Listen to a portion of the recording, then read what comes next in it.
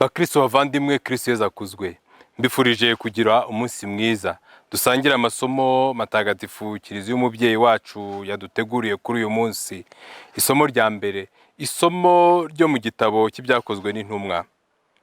Ubwo byose bamaze kubyumvikanaho, intumwa n'abakuru b'ikoraniro biyemeza kwitoramo bamwe muri bo ngo babatume Antiyokiya kumwe na Pawulo na Barinaba. Nuko hatorwa Yuda witwa Barisaba na Silasi, abantu b'imena mu bavandimwe. Urwo rwandiko babahaye rwagiraga ruti: twebwe intumwa, abakuru b'ikoraniro n'abavandimwe, turabaramutsa abavandimwe bacu b'abanyamahanga bari Antiyokiya muri Siriya no muri Silisiya. Twumvise ko bamwe muri twe bababwiye amagambo yo kubakangaranya no kubakura umutima, kandi tutigeze tubatuma. None twahuje umugambi wo gutoranya abantu ngo tubatumeho, bazanye na Pawulo na Barinaba, inshuti zacu dukunda, kuko bahaze amagara yabo kubera izina ry'Umwami wacu Yezu Kristu. Tubatumyeho rero Yuda na Silasi kugira ngo nabo ubwabo babasobanurire ibyo tubandikiye. Byanogeye rero Roho Mutagatifu kimwe natwe kutagira undi mutwaro tubagerekaho utari aya mabwiriza ya ngombwa: mwirinde kurya inyama zatambiwe ibigirwamana n'amaraso n'inyama z'inyamaswa zanizwe, mwirinde n'ubukozi bw'ibibi. Nimureka gukora ibyo, muzaba mugenjeje neza, nimugire amahoro. Nuko abari batumwe bamanuka berekeza Antiyokiya. Bahageze bakoranyiriza hamwe ikoraniro ryaho, babashyikiriza urwandiko ngo bamare kurusoma. Abantu bose bashimishwa n'ubwo butumwa bwo kubakomeza. Iryo ni ijambo ry'Imana. Zaburi: Nyagasani, nzagusingiza mu yindi miryango. Mana yanjye, umutima wanjye wasubiye mu gitereko, umutima wanjye wasubiye mu gitereko. None reka ndirimbe ncurange ibyishongoro. Nti kanguka shema ryanjye, kanguka nanga y'imirya, nawe cyembe, maze nkangure umuseke.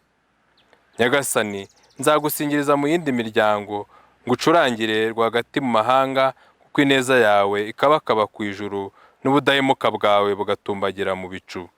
Mana yanjye, garagaza ububasha bwawe busumbye ijuru, ikuzo ryawe ritumbagire hejuru y'isi yose.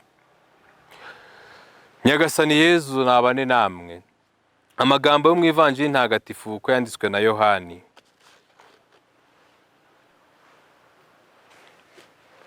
Muri icyo gihe Yezu agiye kuva kuri iyi si ngo asange se, abwira abigishwa be ati: ngiri itegeko mbahaye, nimujye mukundana nk'uko nanjye nabakunze. Nta wagira urukundo ruruta urw'umuntu uhara amagara ye kubera inshuti ze. Muba muri inshuti zanjye igihe mukora icyo mbategetse. Njye sinkibita abagaragu, kuko umugaragu atamenya icyo shebuja akora, ahubwo mbise inshuti kuko nabamenyesheje ibyo numvanye Data byose. Si mwe mwantoye, ahubwo ni njye wabatoye, maze mbashyiraho kugira ngo mugende mwere imbuto, kandi imbuto yanyu igumeho. Bityo icyo muzasaba Data cyose mu izina ryanjye azakibahe. Icyo mbategetse ni uko mukundana. Iyo ni Ivanjili ntagatifu. Bakristo bavandimwe, isomo rya mbere riragaruka ku cyemezo cyafatiwe impaka z'urudaca, gifatirwa ibyakangaranyaga kandi bigakura umutima abanyamahanga bakiriye inkuru nziza bakemera Kristo. Natwe uyu munsi hari ibyo twafatiraho urugero ku ntumwa mu gukemura ibibazo n'amakimbirane dushobora guhura nabyo muri Kiliziya.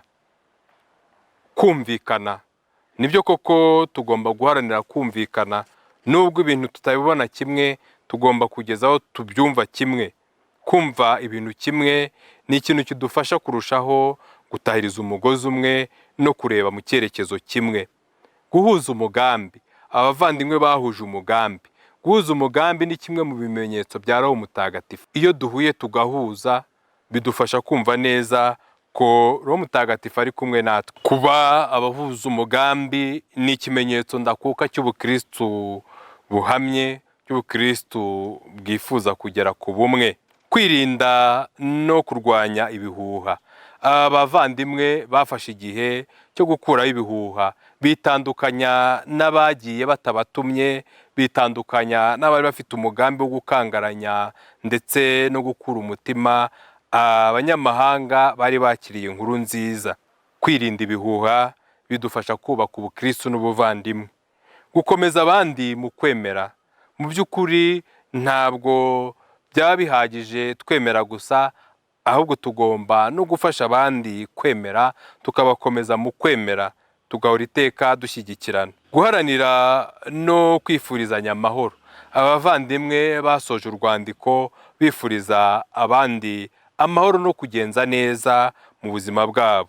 Natwe rero tuba abakristu bifuriza abandi amahoro, tuba abakristu bishimira ko abandi bagenza neza, tuba abakristu baharanira gufashanya no gushyigikirana mu kwemera kwacu. Kimwe na Pawulo na Barinaba, twitangira inkuru nziza kandi dukora ibyiza byose kubera izina ry'Umwami wacu Yezu Kristo.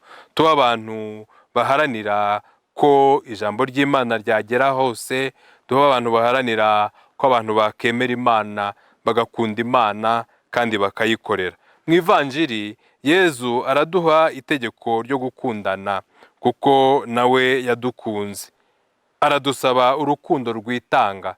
Mu by'ukuri urukundo rugomba kugaragaza igitambo.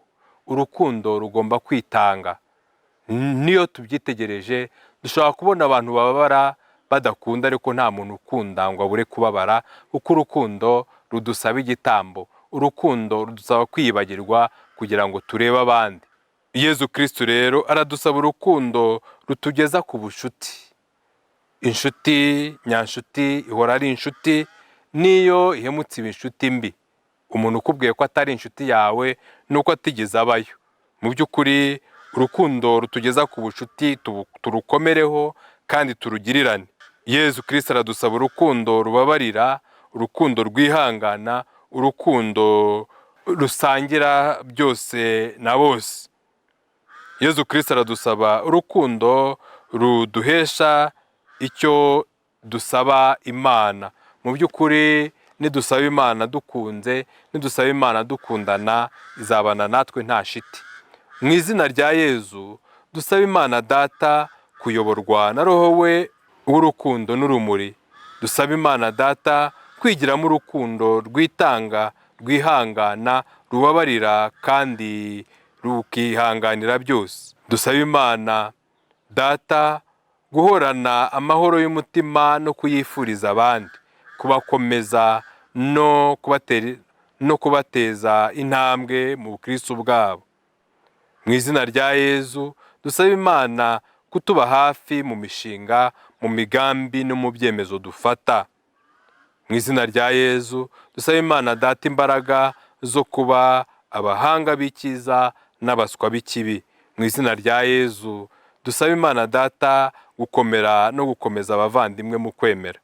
Dusingize izina ry'Uhoraho, twogeze agakiza ke, kandi twamamaze hose ikuzo rye n'ibyiza adahwema kutugirira. Nyagasani Yezu nabane namwe. Ushobora byose kandi akabana nyirimpuhwe, nabaho umugisha abarinda bakomeza biteho, abaha amahoro, Imana Data na Mwana na Roho Mutagatifu. Amen.